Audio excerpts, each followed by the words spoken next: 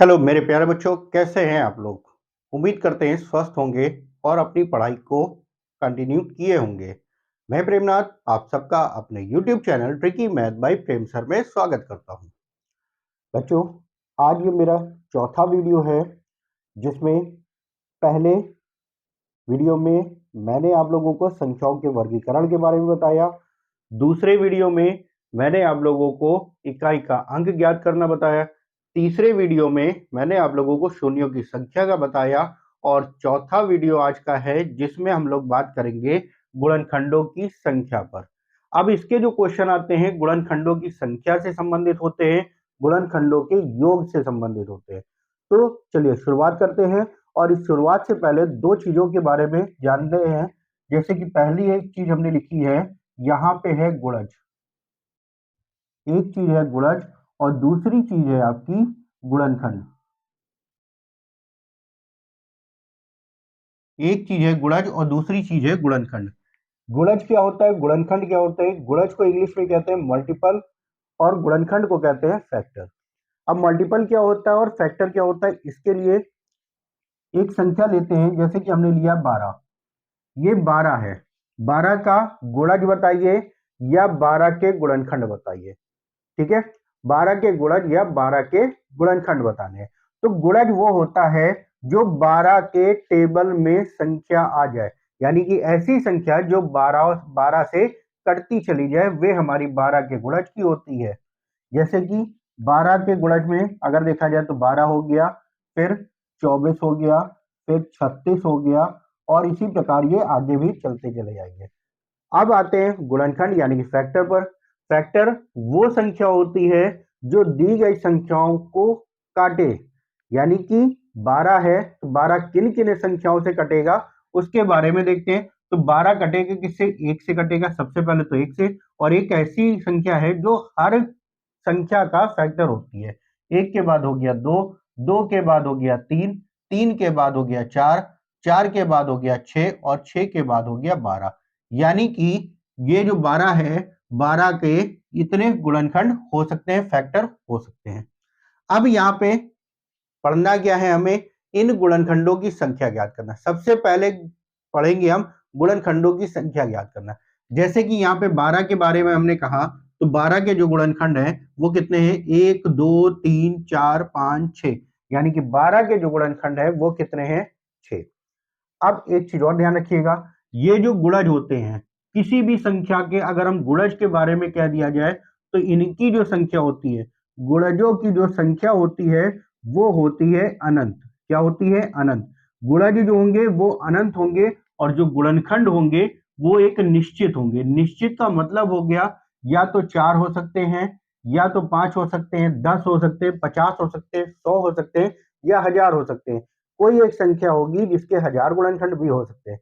लेकिन अगर हम गुणज के बारे में देखें तो गुणज जो होता है वो अनंत होते हैं। जैसे हमने 12 लिखा, 24 लिखा, 36 लिखा, 48 होगा, 60 होगा और पता नहीं कहां तक चले जाएंगे। तो ये संख्या जो होती है, गुणज जो होते हैं वो अनंत होते हैं और गुणनखंड जो होते हैं वो निश्चित होते हैं। ठीक है, अब चलते हैं फिर से 12 पे। 12 के गुणनखंडों की संख्या आपने निकाली 6। एक से भी कटेगा, दो से भी कटेगा, तीन से भी कटेगा, चार से भी कटेगा, 6 और 12 से कटेगा। यानी कि इन 6 संख्याओं से 12 हमारा कटेगा। तो जब हमारी छोटी संख्या थी तो हम इस तरीके से निकाल लेते थे, लेकिन जब बड़ी संख्या होती है तो हम कैसे निकालते हैं, ध्यान से समझिएगा। और इसके क्वेश्चन करने के लिए सिर्फ आप एक बार एक कॉन्सेप्ट अगर क्लियर हो जाएगा तो क्वेश्चन कैसा भी होगा, सारे क्वेश्चन आपके क्लियर हो जाएंगे। ठीक है, तो सबसे पहले क्या करते हैं, 12 जो भी संख्या दे रखी है उसके अभाज्य गुणनखंड करते हैं। अभाज्य गुणनखंडों की घात के रूप में लिखते हैं। जैसे 12 है, 12 को हमने काटा 2 से, 2 छंग 12, फिर 2 से कटेगा 2 तिया 6, फिर 3 से कटेगा 3 एक कम 3। यानी कि जो 12 को हम लिख सकते हैं, क्या लिख सकते हैं, 2 आया है 2 बार, 2 की घात 2 गुणा 3 की घात 1। ठीक है, अब यहां पर ये जो है 2 की घात 2 और 3 की घात 1, इससे हम कैसे ये संख्याएं निकालते हैं, पहले तो उन पे बात करते हैं, उसके बाद डायरेक्ट हम कैसे करते हैं वो देखते हैं। अगर हम इन संख्याओं के बारे में देखें, ये संख्याएं हमारी कैसे निकलती हैं, तो जो भी घात है उससे ऊपर की सारी घातें, यानी कि 2 की घात 2 था तो हम 0 से स्टार्ट करते हैं, 2 की घात 0, 2 की घात 1 और 2 की घात 2। इसके बाद 3 था तो 3 की घात 0, 3 की घात 1। अब ये जो संख्याएं हैं ये हमारी कैसे आई थी उनको जरा सा समझिएगा। जैसे 2 की घात 0 है या 3 की घात 0 है, तो किसी भी संख्या की घात अगर 0 होती है तो उसका मान क्या होता है, 1 होता है। तो अब हम यहाँ पे क्या करेंगे, जोड़े बनाते हैं। इसका इससे जोड़ा बनेगा तो ये 1 गुणा 1 कितना आएगा, 1 आ जाएगा। अब इस 2 का इस 3 से जोड़ा बनाएंगे। ये 2 की घात 0 था जिसका मान होता है 1, 3 की घात 1 है यानी कि 3 एक कम 3, एक ये आपका गुणनखंड बन गया। अब इससे बन गए। अब इस 2 का इससे गुणा करेंगे तो ये हो जाएगा, 2 की घात 1 थी यानी कि 2 और 3 की घात 0 यानी कि 1, 2 एक कम 2 हो गया। अब इसका इससे गुणा करेंगे तो ये हो जाएगा 2 और 3, 2 तिया 6 हो गया। अब इस 2 की घात 2 यानी कि 4, 4 का इससे गुणा करेंगे तो 4 एक कम 4 हो गया, और जब 4 का इससे गुणा होगा तो 4 तिये 12। इसी प्रकार से ही हमारे सारे गुणनखंड आते हैं। ठीक है, तो ये गुणनखंड आते हैं। अब हम डायरेक्ट अगर करना चाहें तो कैसे करेंगे, जैसे कि 12 के आपने फैक्टर लिखे तो 12 को आपने क्या लिखा, 12 को लिखा है 2 की घात 2 और 3 की घात 1। अब यहाँ पे ध्यान रखिएगा क्या करते हैं, जितने भी अभाज्य गुणनखंड, सबसे पहला काम दी गई संख्याओं के अभाज्य गुणनखंड करते हैं, घात के रूप में लिखते हैं, और फिर बहुत ही इंपॉर्टेंट चीज है उसको समझिएगा, जो भी घात आती है उसमें +1 करके हम गुणा करते हैं। जो भी घात आती है, जैसे 2 की घात 2 है तो यहाँ पे 2 है, 2 में 1 जोड़ेंगे कितना हो गया, 3, 3 की घात 1 है, 1 में 1 जोड़ेंगे कितना आएगा, 2, इन दोनों का गुणा किया, 3 दूना 6, और यही हमारा आंसर हो गया। यहाँ पे यही गुणनखंड हमारे हो गया। ठीक है, समझ आया? फिर से एक बार समझिएगा, जो भी संख्या आपकी दे रखी है उसके हमने फैक्टर किए, जो भी घात आई है घात में हमने क्या किया, +1 करके, घात में +1 करके गुणा किया और हमारे गुणनखंडों की संख्या मिल गई। ठीक है, चलिए इसी प्रकार हम अगली संख्या के गुणनखंड देखते हैं। जैसे कि हमने मान लिया 24 आपको दे रखा है, 24 के गुणनखंडों की संख्या बताइए। तो 24 भी संख्या आपकी छोटी है तो चाहे तो आप ऐसे कर लिए, या फिर 24 के अगर हम फैक्टर करेंगे तो 24 को क्या लिख सकते हो, 8 त्रिक 24। देखिए जरूरी नहीं है आप इस मेथड से अप्लाई करें, ठीक है, आप डायरेक्ट करने की कोशिश करें। 24 है, 24 को आप क्या लिख सकते हो, 8 गुणा 3 लिख सकते हो, और 8 को क्या लिख सकते हो, 2 की घात 3, और ये 3 था यानी कि 3 की घात 1। ये हो गए 24 के फैक्टर। ठीक है, अब यहाँ पे हमने क्या कहा, अभाज्य गुणनखंड के रूप में लिखा, उसके बाद जो भी घात होती है उसमें +1 कर देते, 3 में 1 जोड़ देंगे, और यहाँ पे था 1, 1 में 1 जोड़ देंगे तो ये हो गया। ठीक है, 1 में 1 जोड़ देंगे, ये हो गया। अब 3 में 1 जोड़ा 4 हो गया, 4, 1 में 1 जोड़ा 2 हो गया, यानी कि इसके जो फैक्टर हो गए वो कितने हो गए, 8। गुणनखंडों की संख्या हो गई 8। ठीक है, चलिए एक क्वेश्चन का और बताते हैं फिर आगे का बताते हैं। एक क्वेश्चन जैसे कि आपसे कह दिया गया है 180, 180 में गुणनखंडों की संख्या बताइए, 180 में गुणनखंडों की संख्या बताइए। तो सबसे पहले एक चीज ध्यान रखिए, यहाँ पे 0 है तो इसको हम क्या लिख सकते हैं, 18 को, सॉरी 180 को 18 गुणे 10 लिख सकते हैं। 18 को क्या लिख सकते हैं, 9 गुणे 2 लिख सकते हैं। 9 को लिखेंगे 3 की घात 2 और 2, 9 दूनी 18, और 10 को लिख सकते हैं 2 गुणा 5, यानी कि इसके जो हमारे फैक्टर बने हैं 2 की घात 2 गुणा 3 की घात 2 गुणे 5 की घात 1, ये हमारा बना। अब जब इसकी संख्या निकालनी है तो जो भी घात दे रखी है घात में 1 जोड़ देते हैं, 2 में 1 जोड़ा 3 हो गया, यहाँ पे भी 2 था, 1 जोड़ा 3 हो गया, और यहाँ पे 1 था, 1 जोड़ेंगे कितना आएगा, 2। यानी कि अगर हम इसके गुणनखंडों की संख्या देखेंगे तो 3 त्रिका 9, 9 दूनी 18, यानी कि 180 के जो गुणनखंड आएंगे वो टोटल कितने आएंगे, 18। उम्मीद करते हैं समझ आया होगा। तो ये था आपका सभी गुणनखंडों की संख्या ज्ञात करना। ठीक है, अब हमने सभी गुणनखंडों की संख्या ज्ञात की, उसके बाद ज्ञात करते हैं गुणनखंडों का योग के बारे में। गुणनखंडों के योग, जैसे कि अभी आपने 12 के गुणनखंड निकाले, 12 के जो गुणनखंड थे वो कितने थे आपके, 6 आए थे। अब इनके अगर गुणनखंडों का योग निकालेंगे तो योग का मतलब क्या हो गया, जो भी ये गुणनखंड थे इनका हमें योग करना। योग करने के लिए 12 6 18, 18 4 22, 22 और 3 25, 25 और 2 और 1 3, 25 और 3 28, यानी कि इसके गुणनखंडों का जो योग आ गया वो कितना आ गया, 28 हो गया। अब देखते हैं कि हम कैसे करेंगे, क्योंकि सारी संख्याओं को इस तरीके से लिख के हम नहीं जोड़ सकते। तो हम करते क्या है, जैसे 12 के गुणनखंड हमने किए थे, कितना किया था, 4 3 12, यानी कि 2 की घात 2 गुणा 3। अब यहाँ पे जब हम करते हैं तो कैसे करते हैं, इस तरीके से नहीं करेंगे। जो भी घात आपकी आई है, 2 की घात 2 थी, प्लस लगा के उसके पहले की घात और प्लस लगा के उसके पहले की घात, यानी कि जो भी घात आई है उसमें क्या करते हैं, 2 की घात 2 था तो 2 की घात 2 हो गया, उसके पहले की घात 2 की घात 1 हो गया, उसके पहले की घात 2 की घात 0, 2 की घात 0, यानी कि जब तक 0 नहीं आएगा तब तक हम एक एक कम करके घात वाला लिखते चले जाएंगे। यहाँ पे था 3 की घात 1, तो ये हो गया 3 की घात 0 प्लस 3 की घात 1। अब इसको जब हम सॉल्व करेंगे, किसी भी संख्या की घात 0 होती है, मान 1 होता है, ये हो गया 2 का और यहाँ पे हो गया 4, फिर यहाँ पे 1 हो गया और ये हो गया 3 की घात 1 यानी कि 3। इसको जोड़ेंगे, 4 2 6, 6 और 1 7, और इसका अगर हम जोड़ेंगे 3 और 1 4, तो 7 तो चौक हो गया 28। देखिए यहाँ पे भी 28 आया और यहाँ पे भी 28 आया था। ठीक है, तो इस प्रकार से हम गुणनखंडों की संख्या निकालते हैं और गुणनखंडों का योग करते हैं। उम्मीद करते हैं समझ में आया होगा। चलिए नेक्स्ट क्वेश्चन देखते हैं, जिसमें गुणनखंडों की संख्या और गुणनखंडों का योग दोनों निकालना होगा हमें।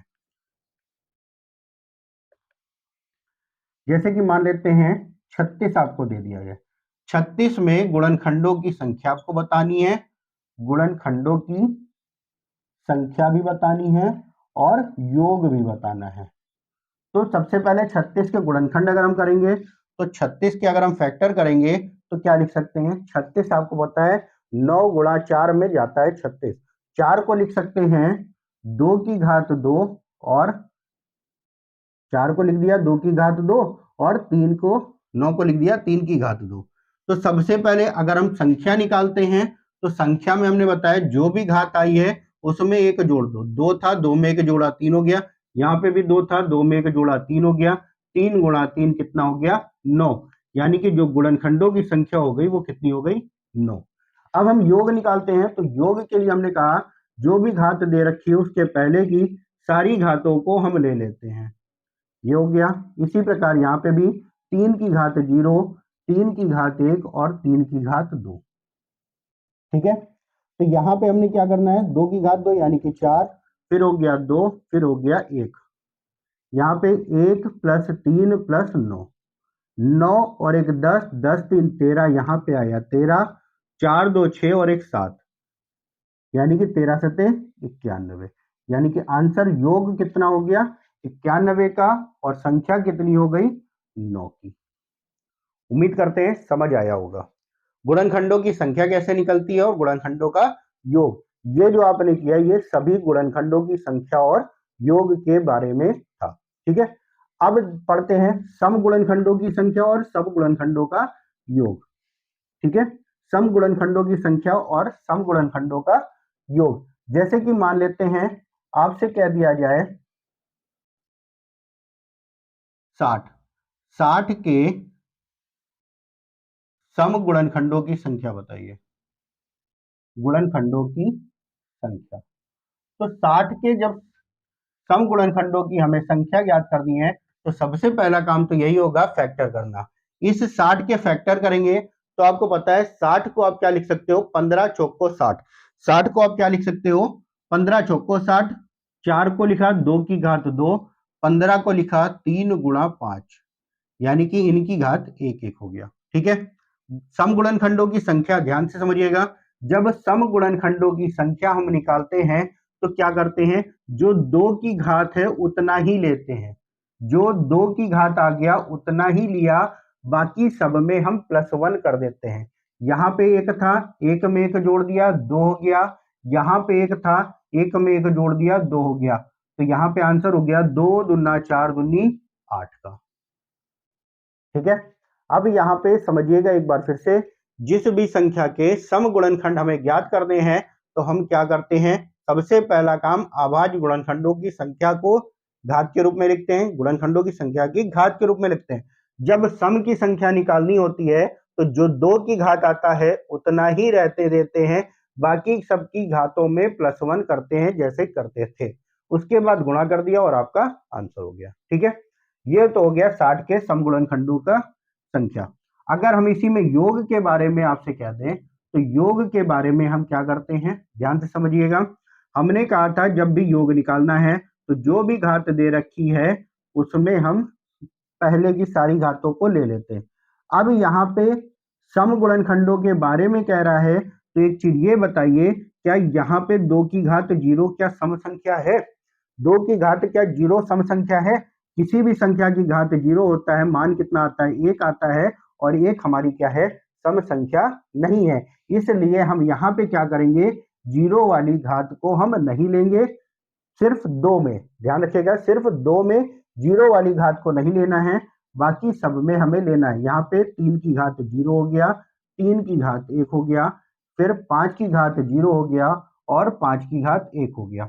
इसको सॉल्व करते हैं। 2 की घात 1 यानी कि 2, ये हो गया 4, ये हो गया 1 और 3, यहाँ पे हो गया 1 और 5 का, 5 और 1 6, 3 और 1 4 और 4 2 6।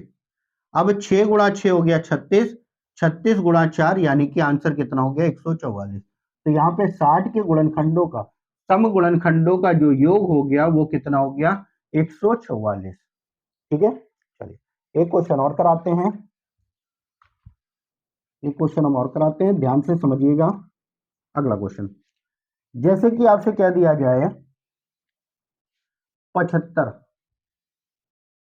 या 75 की जगह हम ले लेते हैं 150, 150 ले लेते हैं। 150 के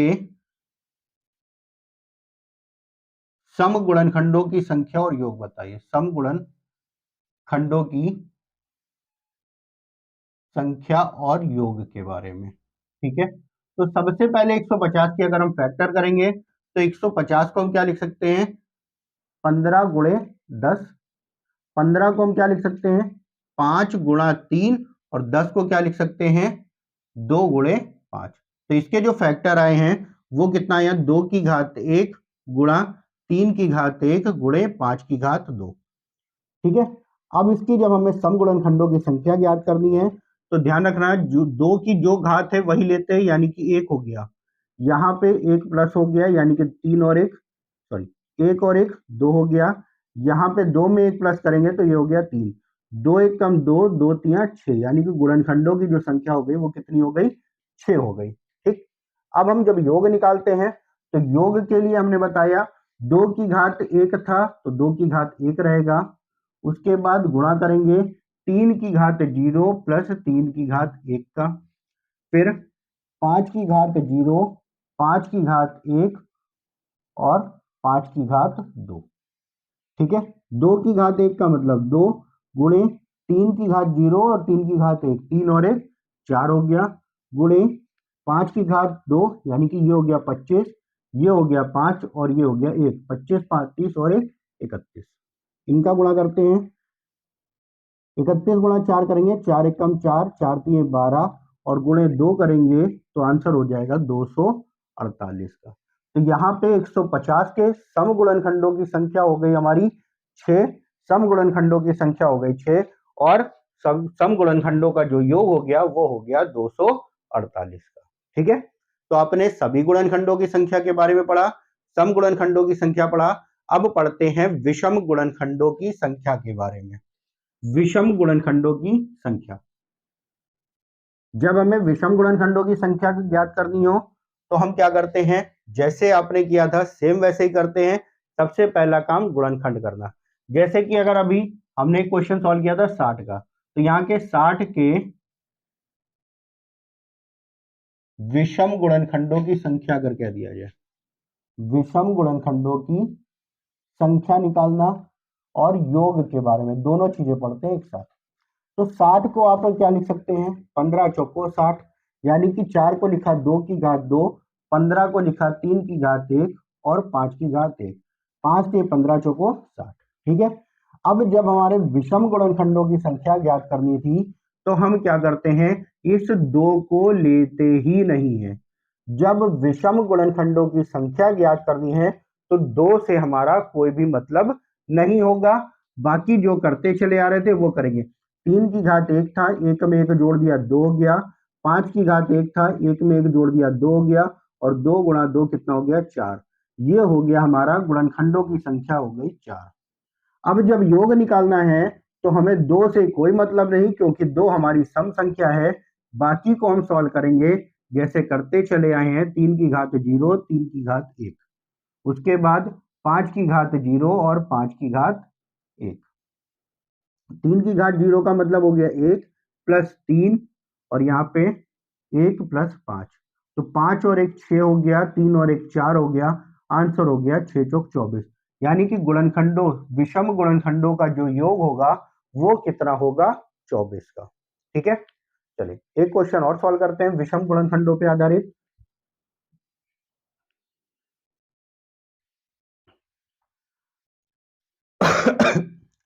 जैसे कि आपसे कह दिया जाए 240, 240 के विषम गुणनखंडों की संख्या और योग बताना है। विषम गुणनखंडों की संख्या और योग के बारे में, तो ध्यान से समझिएगा एक बार और।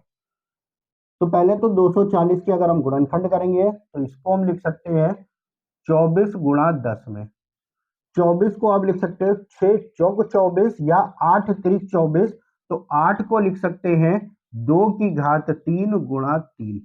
देखिए जरूरी नहीं है, अगर आप नहीं कर पा रहे हो तो आप ऐसे ही कर लो।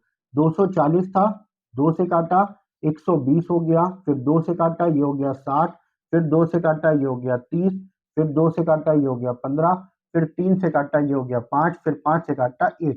तब तक काटते हैं जब तक 1 ना मिल जाए। तो यहाँ पे 2 कितनी बार आ रहा है, 1 2 3 4, यानी कि 240 में 2 आया 4 बार, 3 आया 1 बार, और 5 भी आया 1 बार।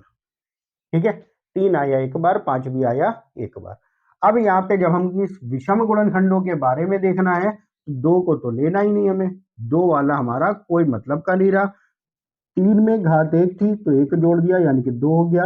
यहाँ पे भी 1 था, 1 जोड़ दिया 2 हो गया, 2 दूना हो गया हमारा 4।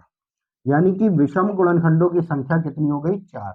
अगर योग के बारे में देखें तो यहाँ पे 3 की घात 1 हो गया, 3 की घात 0 हो गया, और यहाँ पे 5 की घात 1 हो गया, 0 हो गया, और 5 की घात 1 हो गया। ठीक है, तो 3 और 1 4 हो गया, 5 और 1 6 हो गया, 6 चौक 24 आंसर हो गया आपका यहाँ पे भी। ठीक है, तो ये हो गए विषम गुणनखंडों की संख्या और योग के बारे में। अभी एक दो क्वेश्चन और कराते हैं जो कि अच्छे अच्छे क्वेश्चन होंगे आपके। नेक्स्ट क्वेश्चन आपका दे दिया जाए, जैसे कि आपसे क्या दिया जाए, 35, 35 के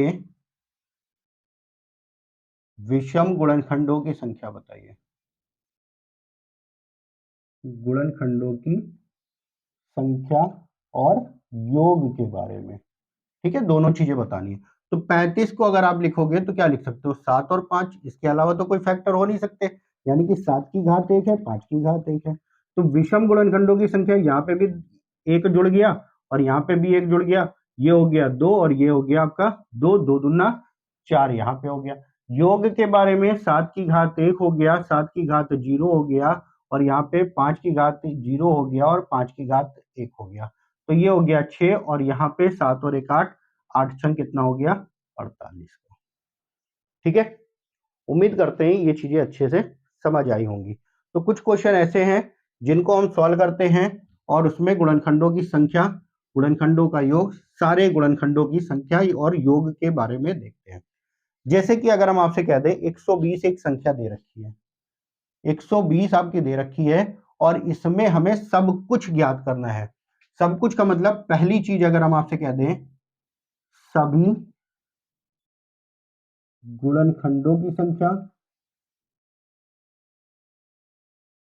दूसरी चीज अगर हम कह दें सभी गुणनखंडों का योग ज्ञात करना है, तीसरी चीज हम कह दें सम गुणनखंडों की संख्या ज्ञात कीजिए, और चौथी चीज है सम गुणनखंडों का योग बताइए।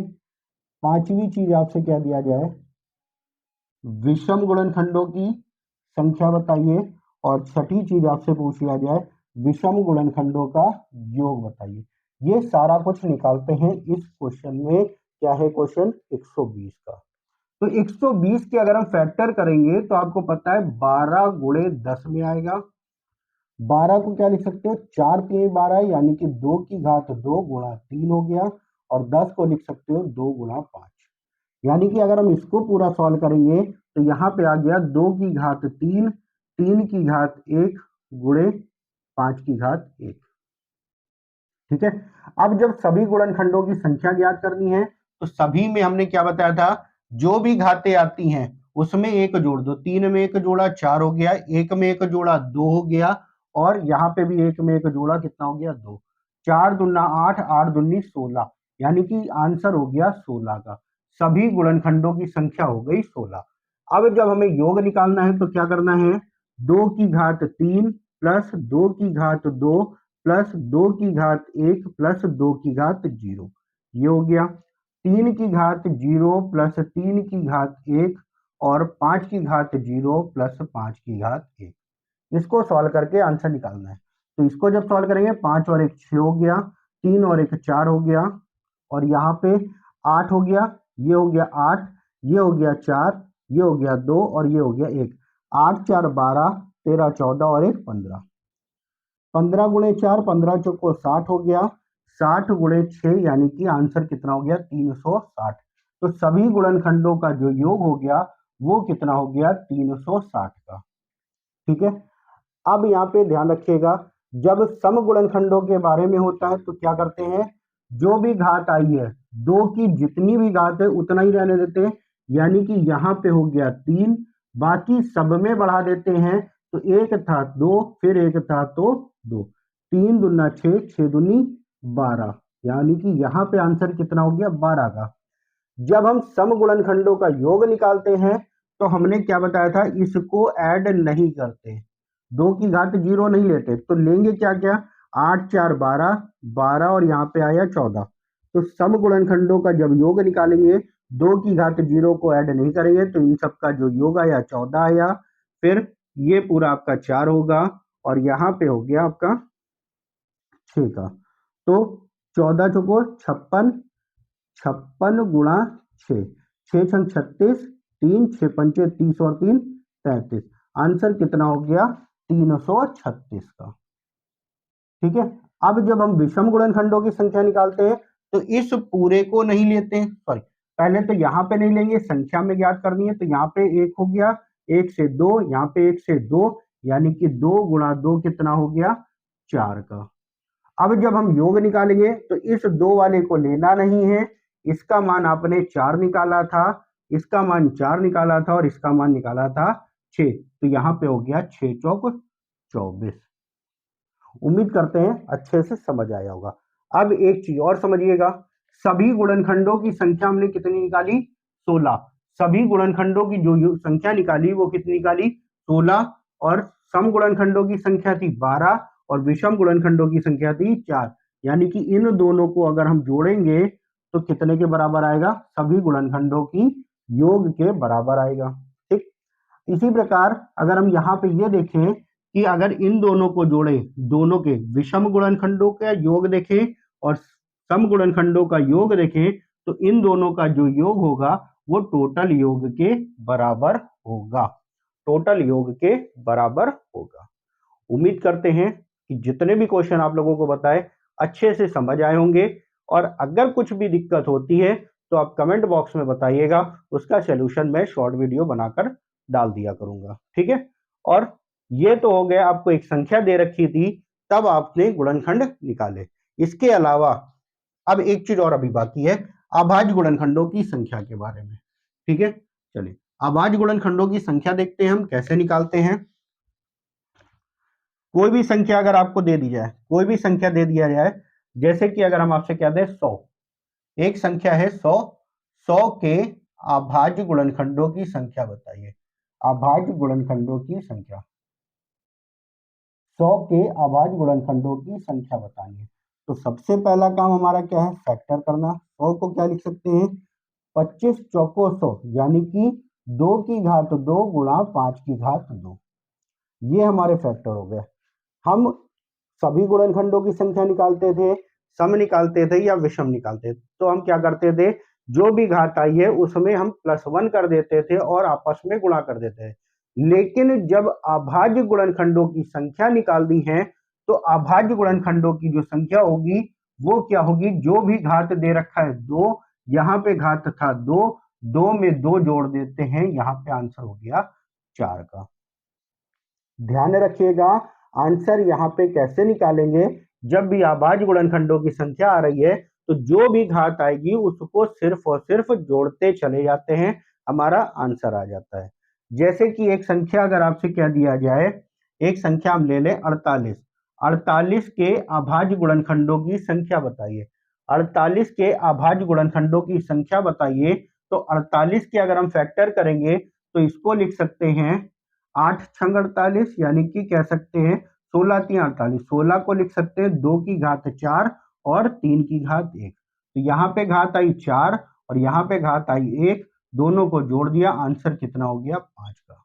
ये हो गया हमारा अभाज्य गुणनखंडों की संख्या। अब क्वेश्चन कुछ और टाइप के भी आते हैं जिनमें अभाज्य संख्याओं के अभाज्य गुणनखंडों की संख्या निकालनी होती है। जैसे कि पहला क्वेश्चन अगर हम आपसे ले लें, पहला क्वेश्चन है 6 की घात 3 गुणा 25 की घात 2 गुणे 8 की घात 3 गुणा और दे दिया जाए आपको 14 की घात 5 में अभाज्य गुणनखंडों की संख्या बतानी है।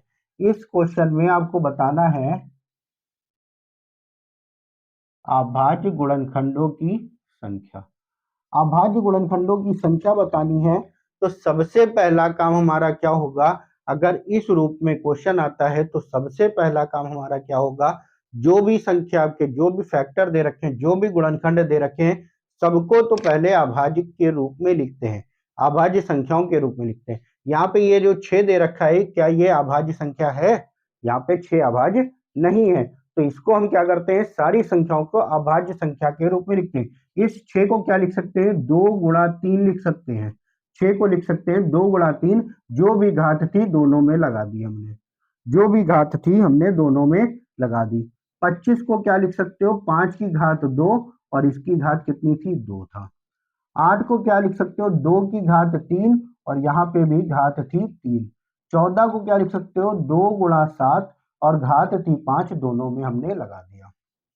अब यहाँ पे हो गया 2 की घात 3 गुणा 3 की घात 3 गुणे 2 दूना 4, 5 की घात हो गई 4, 3 त्रिका 9, 2 की घात 9 गुणा 2 की घात 5 गुणे 7 की घात 5।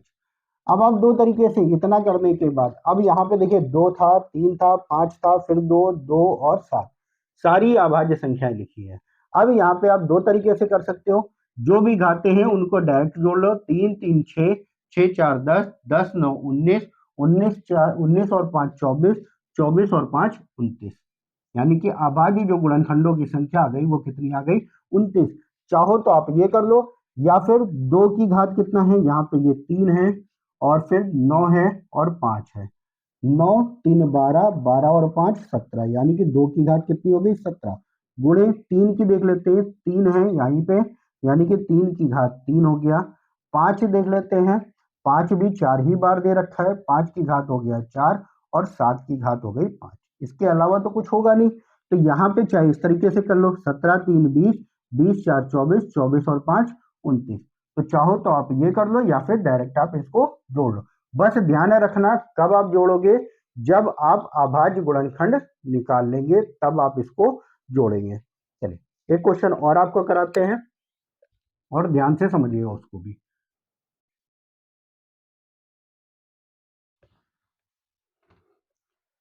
नेक्स्ट क्वेश्चन आपका दे दिया जाए, जैसे क्वेश्चन आपका दिया हुआ है 6 की घात 4, 8 की घात 6, 10 की घात 8 गुणे 2 की घात 10। में अभाज्य गुणनखंडों की संख्या बताइए। अभाज्य गुणनखंडों की संख्या, अभाज्य गुणनखंडों की संख्या हमें बताना है। ठीक है, तो हमें भी यहाँ पे भी क्या करना है, सिर्फ सबसे पहला काम अभाज्य गुणनखंडों के रूप में लिखना है। यहाँ पे ये दे रखा है 12। ठीक है, तो ये हो गया 6। 6 को क्या लिख सकते हो, 2 की घात 2 गुणा 3। 6 को क्या लिख सकते हो, 2 गुणा 3। घात जो दे रखी थी दोनों में, ध्यान रखना घात जो दे रखी है दोनों में लगेगी। 8 को क्या लिख सकते हो, 2 की घात 3। 8 को हम लिख सकते हैं 2 की घात 3 और इस पूरे की घात है 6, यानी कि 8 6 त्रिक 18। 2 की घात कितना हो गया, 18। 10 को क्या लिख सकते हो, 2 गुणा 5। दोनों में घात 8 हो गई, 8 थी दोनों में अलग अलग हो गई। 12 को क्या लिख सकते हैं, 12 को लिख सकते हैं 4 तिया 12। और 4 को क्या लिख सकते हो, 4 को अगर आप लिखोगे तो क्या लिख सकते हो, 2 की घात 2 की घात 10 है, यानी कि 2 की घात कितना हो गया, 20। और यहाँ पे 3 की घात 10 हो गया। अब हम क्या करेंगे, सीधे सीधे घातों को ही जोड़ देते हैं। 20 10 30, 30 और 8 38, 38 और 8 46, 46 और 18, 46 में 8 जोड़ेंगे तो हो जाएगा आपका 54, 54 और 10 64, 64 और 4 68, 68 और 4 72। यानी कि अभाज्य गुणनखंडों की जो संख्या हो गई वो कितनी हो गई, 72 की। ठीक है, चलिए लास्ट क्वेश्चन, आज की क्लास का लास्ट क्वेश्चन है। लास्ट क्वेश्चन आपका दे रखा है 2 की घात 17, 6 की घात 31, 7 की घात 5 गुणे 10 की घात 11 गुणे 11 की घात 10 और गुणा 21 की घात है 12। इनके अभाज्य गुणनखंडों की संख्या बतानी है। तो 2 का तो कोई फैक्टर होगा नहीं, 2 का घात 17 हो गया। 6 को लिख सकते हैं 2 गुणा 3, यानी कि दोनों में घात हो गई 31 31 गुणे 7 की घात 5 हो गया। 10 में 2 गुणा 5 हो गया, यानी कि दोनों की घात 11 हो गई।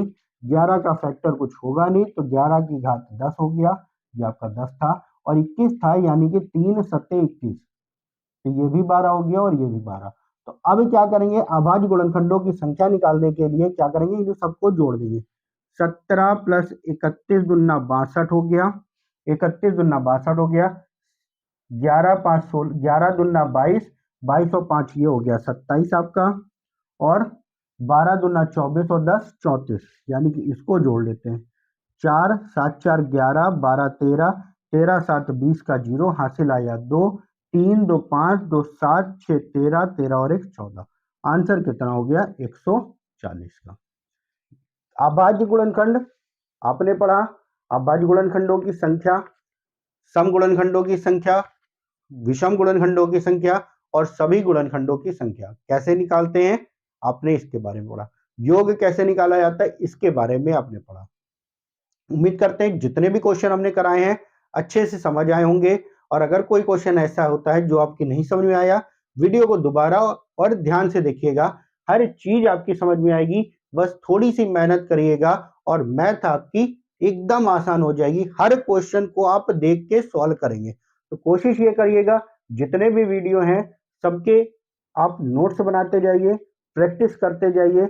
और अगर आपकी किताब से कोई भी क्वेश्चन अगर फंसता है तो कमेंट बॉक्स में बताइएगा, जिसका हम सलूशन जरूर डाल देंगे आप लोगों के लिए। ठीक है, उम्मीद करते हैं वीडियो आप लोगों को पसंद आया होगा और आप लोग इसको शेयर भी करिए, ज्यादा से ज्यादा लोगों तक हमारे वीडियो को पहुंचाइए, जिससे और भी लोग अपनी तैयारी को आगे कंटिन्यू कर सकें।